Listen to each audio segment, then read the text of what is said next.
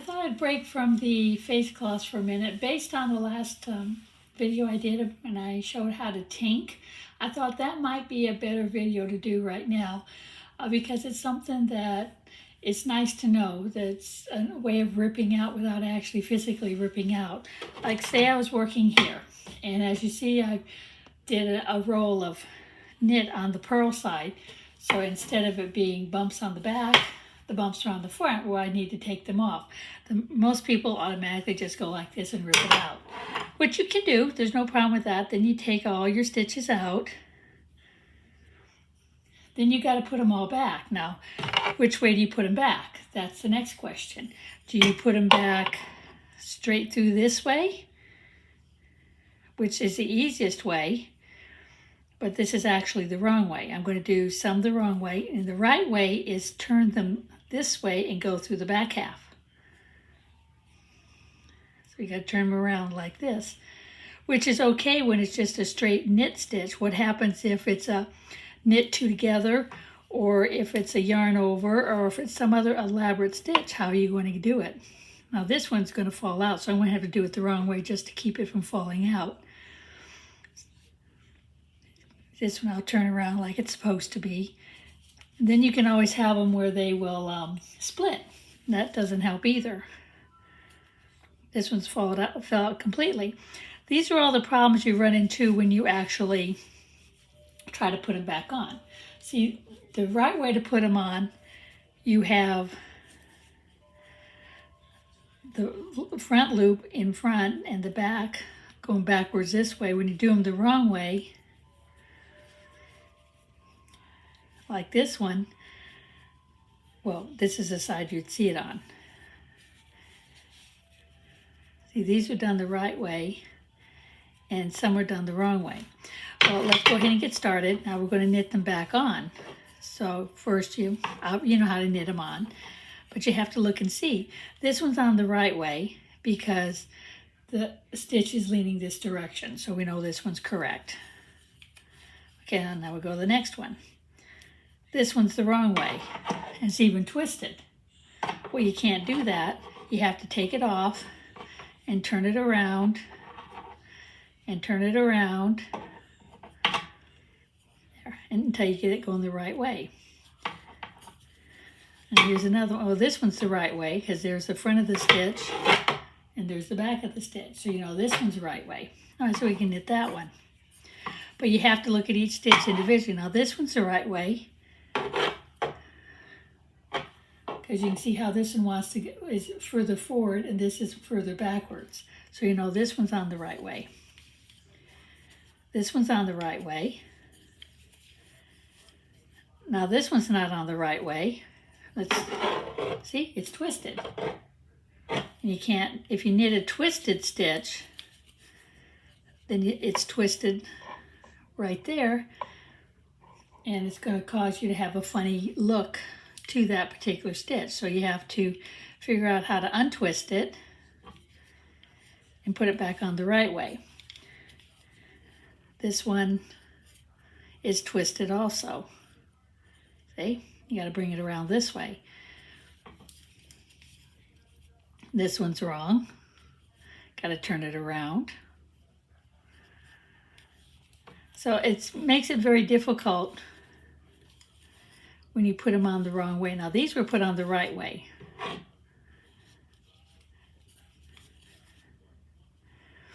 Okay, so now what I'm going to do is I'm going to tink them off.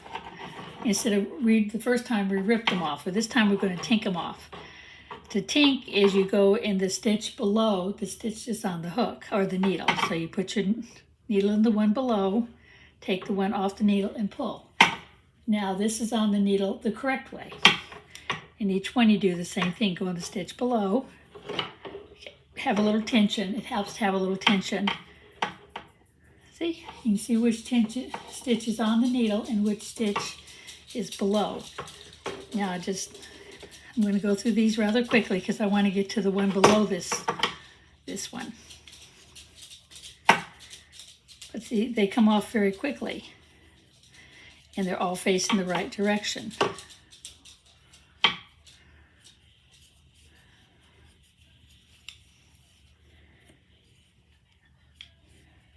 I just need to get these out of here, because I want to show how to tink off knit two togethers, SSKs, and yarn overs.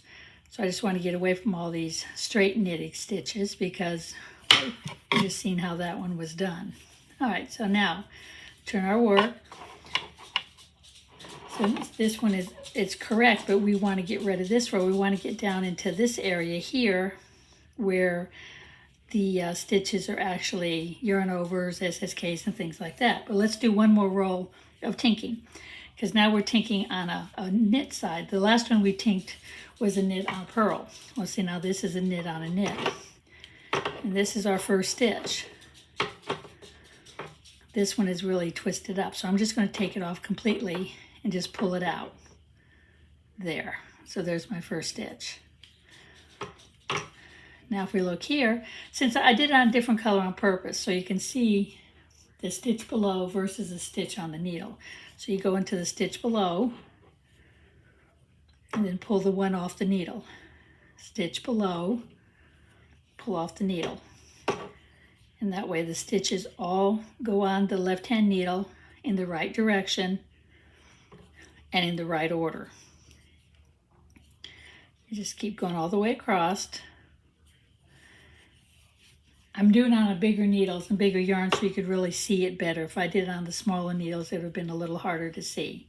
But you can see I'm not sticking my needle in the stitch that's on the right needle. I'm sticking it in the stitch below the one that's on the needle. That's why I did two colors, so you can see the difference between the stitch on the needle, because if I did this, this is not going to remove a stitch. You have to go the stitch below. And if you, a little bit of tension, it'll help you see the stitch that's below. And you just keep doing this all the way across until you get to the end. Now sometimes the end stitches are easy to take off. Sometimes, like my last one, it's not. I had to actually pull the thread out of it to find it. Okay, now my last one, same thing. You go into the stitch below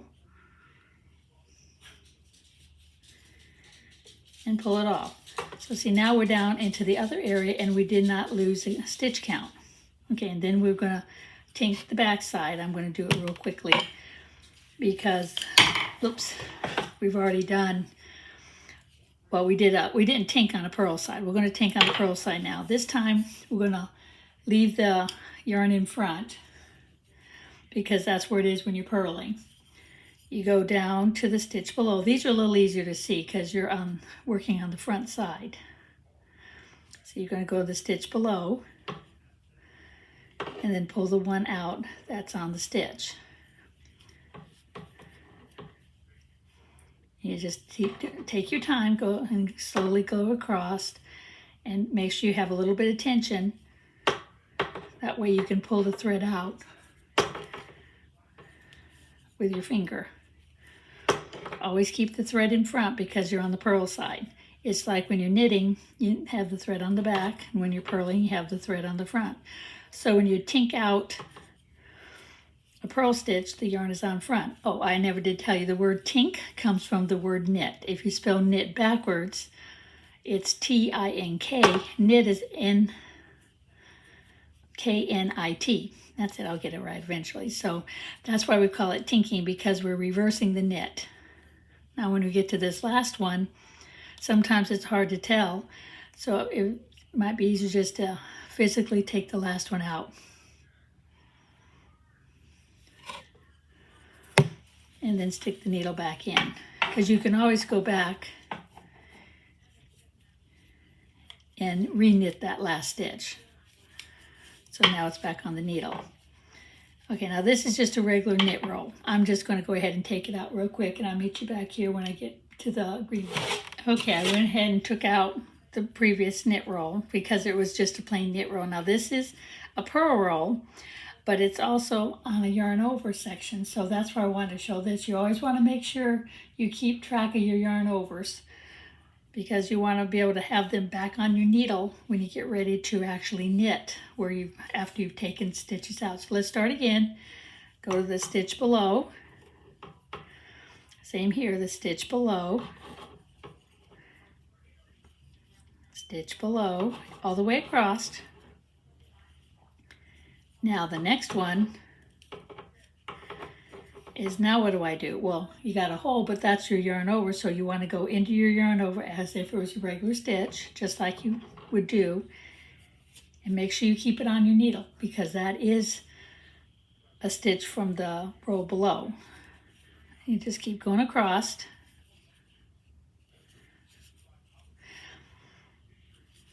Okay, now we're up to another yarn over. You want to make sure you put the needle in the yarn over.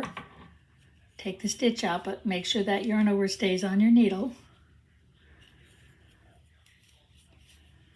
Whoops, big needles are hard to work with. Okay, now I'm down to the last stitch. I want to put the needle in the last stitch. See, it just gets all twisted up. I usually just go ahead and do that. And it kind of helps, because it's all twisted anyway. And you can put the stitch back in if you want, like that, and put it on, or you can knit it like I did the last time. Okay, now with this one, we got something going on. See, here we got a knit two together. Now this yarn over has been twisted, but we'll have to figure that out when we get there. Here we got another knit two together, and we got our other yarn over. So let's see what happens when we get to those. I just thought I'd show a few different scenarios. Okay, same thing. You go in the stitch below. Then you look at the next one. The next is a regular knit stitch, so we'll go do it normally. Okay, the next is a knit two together. See how there's two stitches there? With a knit two together, you want to go through the front, through both stitches. And then that way they're both intact and in order and go in the right direction. This is a regular knit stitch. Now there's another knit two together. You can tell it's a knit two together because it's angled this direction. If it was a SSK like this one, it will be angled the other direction. Okay, so you go through the front of both the two stitches and then pull your yarn out. Now this one's been twisted, so the best thing to do with that is take it out and untwist it if you can and put it back on. These are regular ones. On this one actually worked out correctly. Okay, now let's go here. This is a row where you've got the yarn overs underneath on the purl side, so we want to make sure we catch those yarn overs. Let's see, which yarn is it? This one right here. Okay, same thing. We leave the yarn on the front because this is the purl side. Take the yarn below and do it all the way across. Yarn below.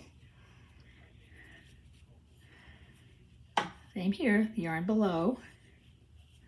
Okay, now we add a yarn over. We definitely want to make sure we keep that yarn over, so you put the needle in the yarn over and make sure that yarn over stays on your needle, because if you don't, it may not be there next time you need it. And you go all the way across, always keeping your yarn in front. Don't know why that tail wants to be in my way. There's another yarn over. We'll do the same thing with it.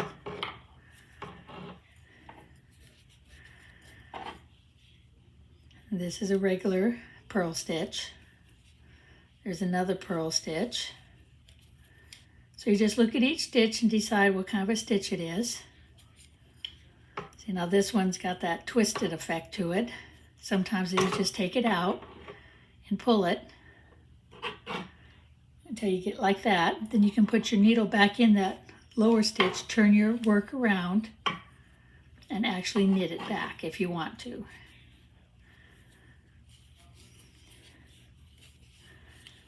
Okay, now we're back. Now we're on the row where you've got an SSK, and we want to make sure we catch the SSK. So let's take the stitch below, just like we've been doing. Oh, now that's a regular knit stitch. So stitch below. Oh, that's another regular knit stitch. Okay, now we're at an SSK. Well, when we did the knit two together, we went through the front loops. Well, we can't really go through the front loops. We'd have to turn that way. So we have to go through the back loops. So you go through the back two. And when you take it off the needle, they're together in order, facing the right direction. Take the yarn over off because you don't need that yarn over now. Because by my SSK I had a yarn over.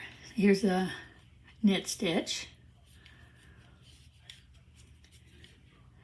There's another SSK because you see it's hanging this way. So you go through the two back loops. Pull the yarn over off and finish the last three. Okay, and that's how you would tink. Now there's one more thing I wanted to show, but I'm going to have to put some stitches back on to show you the next thing. I'll be back in just a second. I went ahead and knitted a roll and purled a roll. My knit roll, I've got my yarn over knit two together, yarn over knit two together. And it's like, I made a mistake here. This should have been a yarn over knit two together. This should have been a yarn over SSK. So I'm going to do the ripping this time. So take them off my needle. Pull the first one out because that was the purl roll. Now you see we've got that odd stitch and there's your yarn over, and you got to make sure if you're going to just pick up this row, you want to make sure you pick up that yarn over with it. And in some cases it's hard to do, so that's why tinking is so important when you're doing yarn overs, because they're hard to find. Now if you're taking it out one more roll, taking it all the way out, now you see these are twisted together, and you want to make sure you get them in the right direction. That's why tinking is so much easier, because it'll take the stitches off and put them on the right direction. So this is the right direction.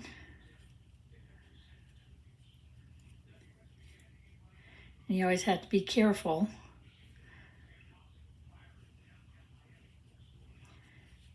Okay, I'm going to do these last couple different, because it seems like this would be the easiest way to do it. So you'd put them on that way, but now when you look at your work, when you put them back on, you can tell definitely there's something funky right here. These are all laying nicely, and these are laying nicely, but these two are not. That means this one has been put back on the needle the wrong direction.